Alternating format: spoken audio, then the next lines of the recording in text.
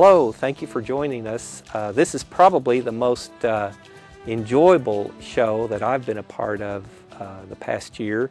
And today we have two guests, both associated directly or indirectly with the Oklahoma City Animal Shelter.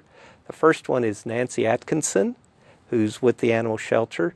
And then we've got Vicki Try, who is putting on a fundraiser on May the 20th. It's a red mud run, Vic, so we'll be visiting about that in just a few minutes. But before we get into that, Nancy, can we just kind of get an update as to what's going on at the animal shelter? Are there any pets available for adoption at this point? We have plenty of pets. We have lots of dogs, and we're not as heavy in cats as we normally are, but we do have some cats and some really cute kittens, and we're getting lots of puppies in. Yes, and we were talking just a few minutes ago, you also on occasion get some horses and other animals? We get horses. I think people would be surprised. We get horses, pigs, goats. We've had geese turned in. I see. Just a little bit of everything. And we also are the drop-off point for wild care. So if people ever find any wild care, they can bring it to us and we can get it to the wild care people. Well, that's great. Now, before we go too far, let's talk about the location of the animal shelter. It's on Southeast 29th Street? Yes, between Bryant and Grand. It's 2811. All right. Southeast. And so if someone lives, whether they live far north, far south, out west, if they can get to Interstate 35 and Southeast 29th Street, and then they'll go east from Interstate 35, right. A couple of miles, maybe 2 or 3 miles. Okay. And there's been some improvements recently at the animal shelter? Yes, we were very fortunate in that a group called Rescue U, which is a lot of university students, came in and built pens for us for our dogs to be able to go out. We've actually got a wonderful volunteer who comes in twice a week, and she puts all the dogs out in the pens. And so all the dogs get a little bit of outside time. So that's great. And then they've started a new program this year called ABC, and that's for anybody who lives within the boundaries of Oklahoma City can get their cat or dog spayed or neutered for free. Oh, that's great. And speaking of spayed or neutering, I know we talk about that at the city council level, and there's been various proposals. Tell us a little bit about the importance of spayed and neutering pets. In general, just even for your own pet, for their own health, they're so much better off. Many of the dogs can get cancer if they're not fixed. Right. The other thing is what people don't realize, like the males will get out and stray. A lot of times they get into fights. Yes. And so that's also an issue. So it's really better off for your dog, just health-wise, and to enjoy a long life, to be fixed. Right. Our veterinarian has told us many times the benefits of spayed or neutering your pet, and often it's the cancer issue that can develop. I guess in both breeds, but often they talk about that in the male breeds. And the point about sometimes changing behavior is also an important. It will. A lot of times with the males, they become less territorial. Yes. Less likely to mark in your house. Right. And even on the females, you don't have to deal with them going into heat. Yes. And wandering dogs coming up to your yard, and right. So anything like that happening. So that's why it's really good to have them. You bet. And so now the animal shelter is offering that for all residents or citizens of Oklahoma City, free spayed or neutering. That is great. And the one thing, it'll just help cut down on our population, which is one of the biggest things we would like to see. We would love to see our numbers go down. Right, and the numbers that you're speaking about are the percentage that the shelter can effectively adopt out, as opposed to having to euthanize or other activities with the animals. Because we would love to have what we call a live release rate, a really good one. Unfortunately, at the moment, it's 50-50, and a lot of it is if we didn't get the numbers of like dogs or cats in, that number would go up. Right.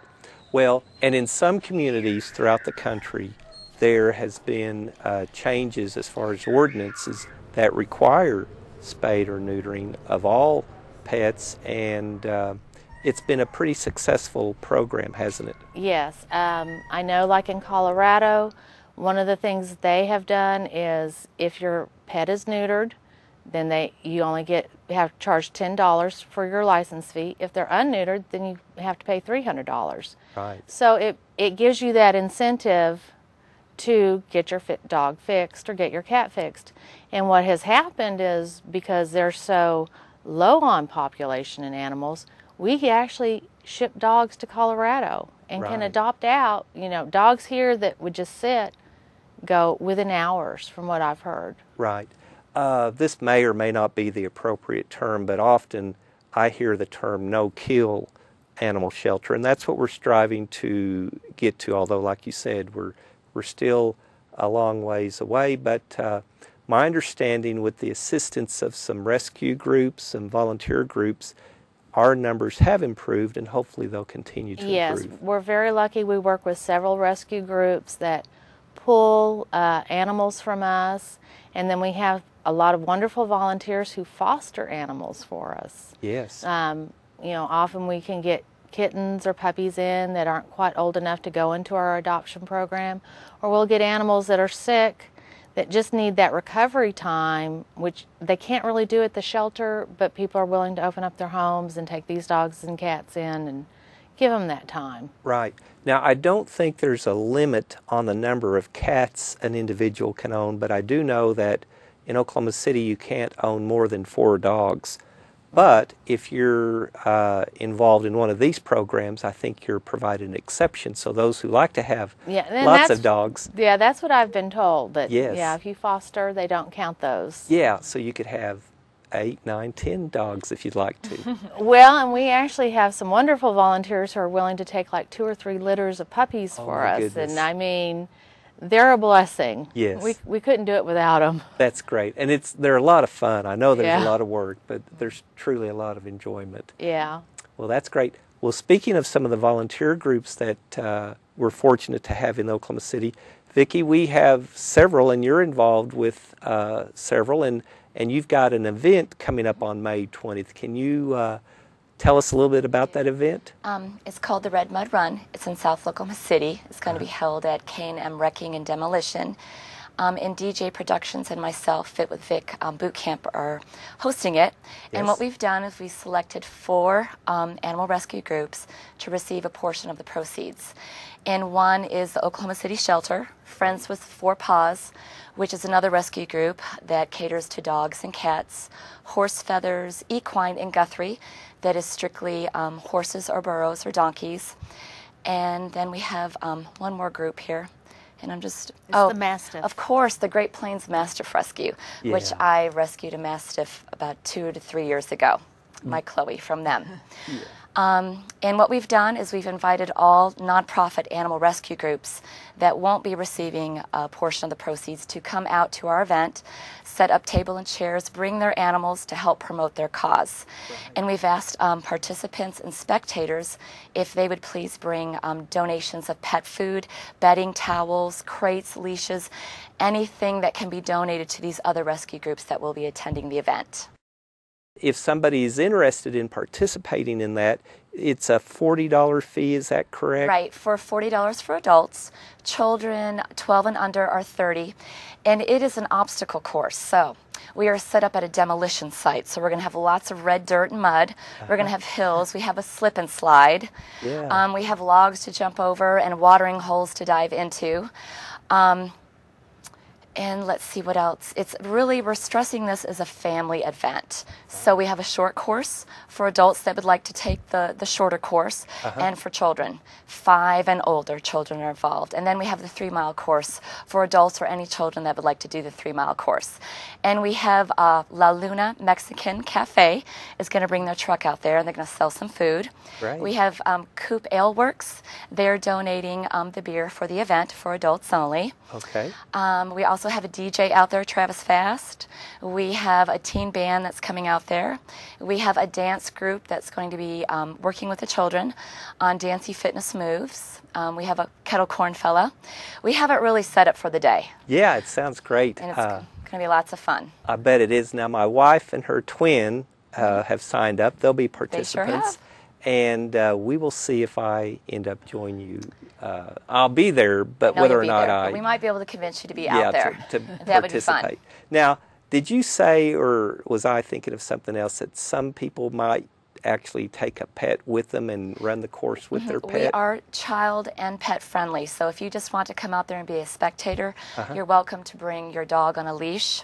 But also the last heat of the day is going to be a fun run, and you may run the course with your dog on a leash. Oh, and that's never been done before at one of these mud runs. So that's going to be really neat, and it's going to make some awesome pictures. Yes, well, be sure and video if you can, but if nothing else, some great pictures, and maybe we could get you all back here again before too long and just find out how that went and all the new activities. You know, there's always needs out at the animal shelter, whether it's a dog run or, you know, what we might use the term of a dog park.